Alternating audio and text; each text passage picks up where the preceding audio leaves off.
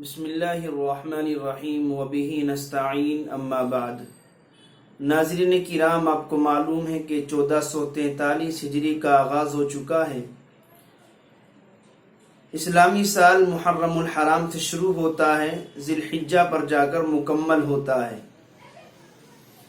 ماہ محرم الحرام کے مختصر سے فضائل آپ کے سامنے آ چکے ہیں کہ ایک دن کا روزہ دیگر مہینوں کے 30 روزوں کے برابر ہے۔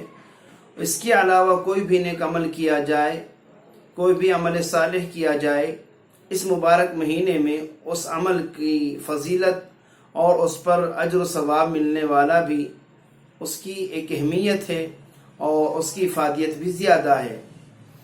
آج کے اس سبق میں آپ کے سامنے یہ بات عرض کرنی ہے کہ ہم لوگوں نے اسلامی مہینوں کے ساتھ، اسلامی تواریخ کے ساتھ جو ناانصافی کر رکھی ہے، اس کو دور کرنا بہت ضروری ہے۔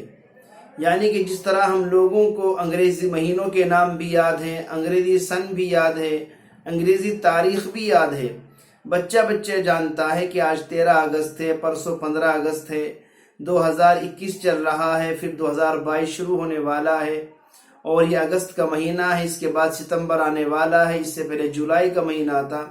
لیکن آخر کار کیا وجہ ہے کہ ہم مسلمانوں کو اسلامی مہینوں کے نام یاد نہیں ہیں؟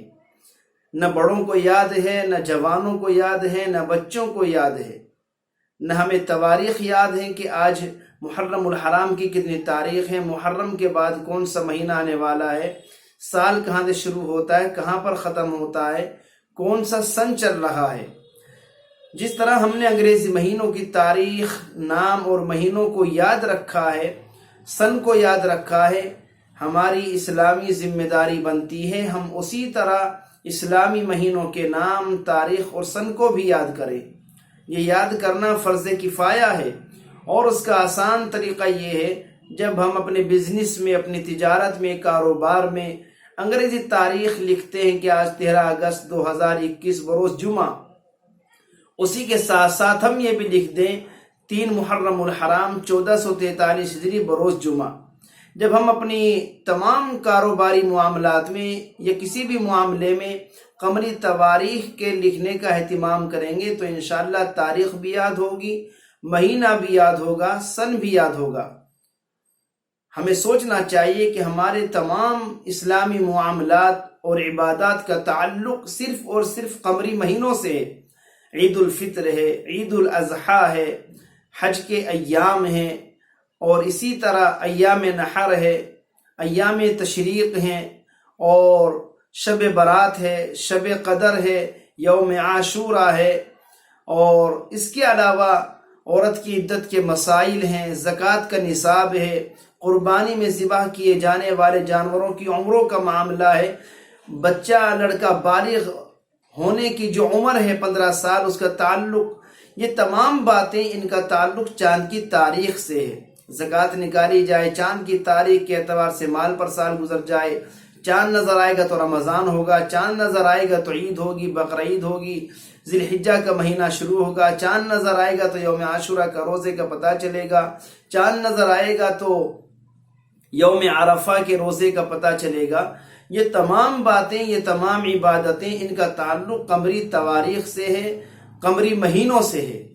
اس لیے ہم مسلمان قمری مہینوں کے نام یاد کریں، ان کی تاریخوں کے لکھنے کا اہتمام کریں۔ نام کیا ہیں؟ محرم الحرام، صفر المظفر، ربیع الاول، ربیع الثانی، جمادی الاول، جمادی الثانی، رجب المرجب، شعبان المعظم، رمضان المبارک، شوال المکرم، ذی قعدہ، ذی الحجہ۔ یہ 12 مہینے ہیں، اور یہ بھی یاد رکھیں کہ قمری مہینوں کے جو دن ہیں وہ 29 یا 30 ہوتے ہیں، یعنی چاند یا تو 29 کو نظر آئے گا یا 30 کو نظر آئے گا۔ 31 کا مہینہ قمری تاریخوں کا، قمری مہینوں کا نہیں ہوتا۔ اللہ تبارک و تعالی ہمیں اسلامی مہینوں کے نام یاد کرنے کی توفیق نصیب فرمائے، اور ان کی تاریخوں کے لکھنے کا بھی اہتمام کرنے کی توفیق عطا فرمائے۔ آمین۔ وما علینا الا البلاغ المبین۔